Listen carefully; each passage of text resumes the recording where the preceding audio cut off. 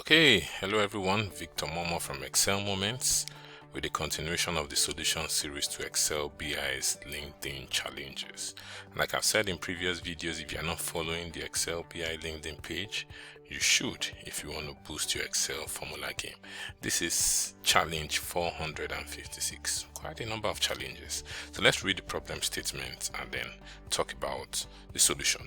So it's simple. It says extract special characters from the given strings. I hope the solution is as succinct as the problem. So we have a couple of strings here. I want to extract, the special characters. There are two ways to think about it. It's either you start by extracting all the special characters if you know them, or you take out every other character that is not a special character and you're left with a special character. So now how do you approach it? The first question would be, are special characters finite? Do you have a finite list of special characters? I don't know all characters that are special characters. I know there's an asterisk, question mark, underscore, curly braces, open and close, parentheses, open and close, square brackets, but how many are they? But I know that I have a finite number of, alphabets and numbers. So if I look at all the strings, what you have there are either the alphabets, the numbers, or you will consider the others to be special characters, basically. So what it means is that since I have a finite list of numbers and alphabets, I could then say replace all those with nothing, and I'll be left with special characters. And I think that's probably a smarter way to approach it. So that's one thing to think about. So next thing is, okay, let's get a list of all alphabets and numbers. Okay, so you can use the char function. You pull up sequence. So let's start with the alphabets. There are 26 of them. If you start from character 65, okay, that gives you your A to Z. For the numbers, you could also use that, but there are 10 of them because you have 0, 1 to 9, so that's 10 of them, and it starts from character 48.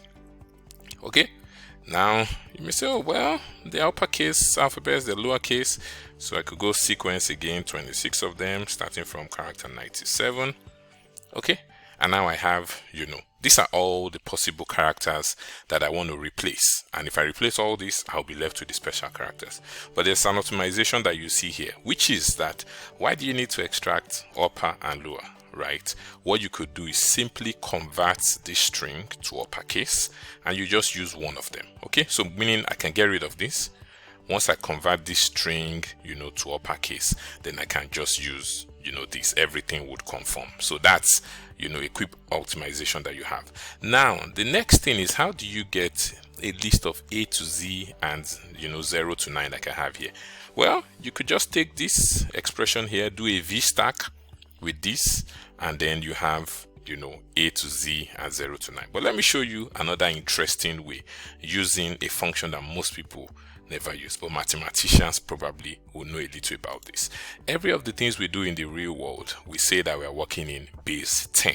Okay, so that's like our base, that's like our currency of calculation, if you may. So everything we are doing is in that currency 10. Okay, so let me say I use the base function here, and the base just says, okay, what number do you want to check and what's the result in this base? Let me create a sequence. I just say sequence of maybe 20. And I say I want to do it in base 10. Sequence of 20 basically gives me what? 1 to 20. Nothing special here. And in base 10, because that's the base where we normally work in, and that's where 1 to 3 to 20 are already based. So nothing is going to change here. It's basically just going to give me 1 to 20. Good. Now, let's maybe change this to something that may look a little interesting. Change this 10 to 2, which is base 2, which is binary. And some of us are used to binary numbers 0, 1, 0, 1, 0, 1. Okay. So this is 1 to 20, in base 2. Now there is a base where if you put this in, you would start to see numbers and the alphabets just the way you need it. So I'm going to come in here and I'm going to change that to base 36. And someone's like, Victor, what did you ever go to do in base 36? Well, you'll find out.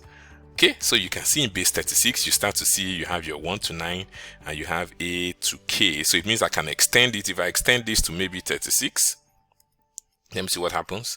Okay, it starts from 1, it goes all the way, okay, to Z, and then I have a 10. So I don't need that 10. And then I need this to start from 0 as well, because the numbers I need are from 0 to 9. So you'd see that you can easily change that. So instead of starting at 1, which is the default for sequence, start at 0 and then go all the way.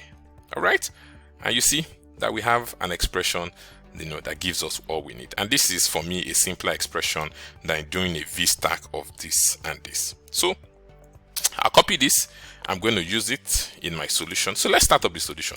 It's very simple. There are a couple of ways I'm going to show, maybe 3 methods, but I'll show you the first one, which may be, to your mind, the simplest one.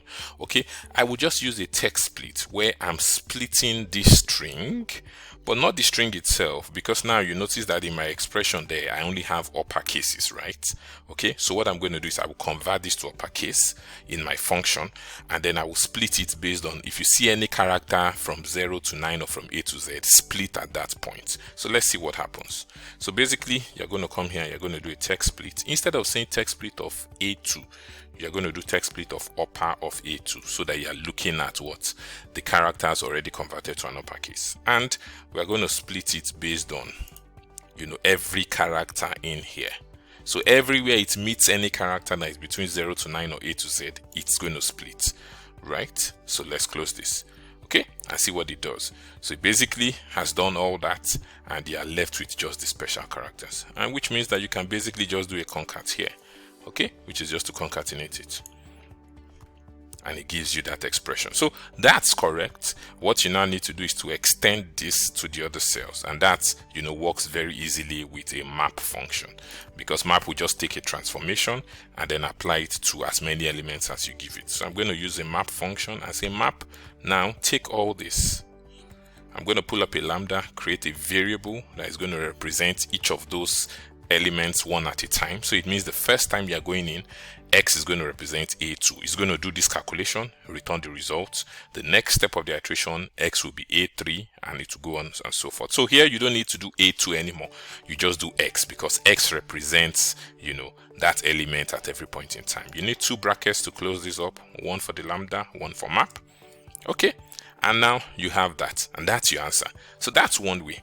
Now the other way is the first way I solved it, which was using a very interesting function. But let's not talk about the function.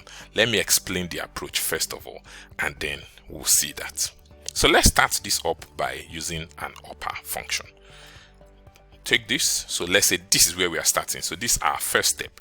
What I want to now do is, at each point in time, I want to replace one of those characters. I have 0 to 9 and A to Z. I want to replace in each step, maybe 0 the first time, 1 the next time, 2 the next time, and so on. So let me just pull that expression here. What I want to do here is, this is spilling vertically. I want it to spill horizontally. Just watch this. Okay, so that's everything, right? 0 all the way to Z. So what I want to do is, at each point, I want to do a substitute, which is replace, a certain character. So we need to make this, relative referencing. And I want to say, okay, in this first step, I want you to replace 0, but I want 0 to be able to move, right? Okay, so something like this, and replace it with nothing. So what does this do? So it looks in here, every 0 it sees number 0, it replaces it with nothing. Okay, so let's copy this expression in a relative manner all the way, and let's try and make sense of what we have. And let's just look at maybe 2. So look at this text here. It's called London 2. By the time you replace 0, nothing is going to change, because there's no 0 in there. These are alphabet O. Nothing is going to change. But the moment you come here, because you are now replacing at this step number 2, you can see that London 2 becomes what? London. So because you have all the characters you need going all the way, it means at the end of the day, all the characters would have been replaced, and you'll be left with the final thing, which, if you already know the answer, looks correct, right? So basically what I'm doing is I'm taking all the characters and I'm substituting iteratively. In the first step, 0, in the next step, 1. And don't forget that I'm not just doing this on this initial step. So see how it's working. 0 is operating on the previous step.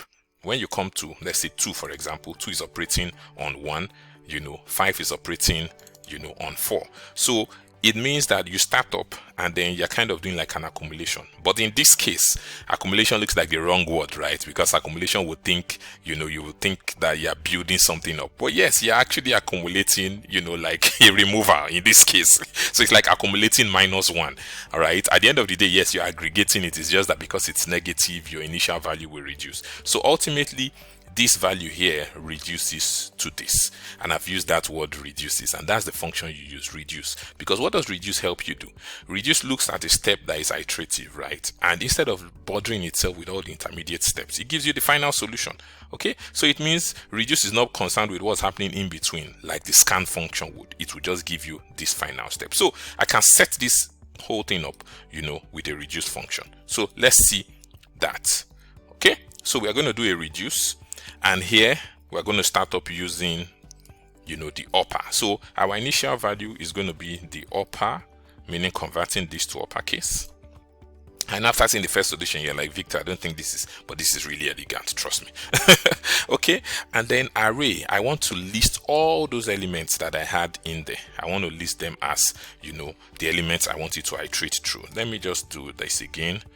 36, 0, you already know this by now.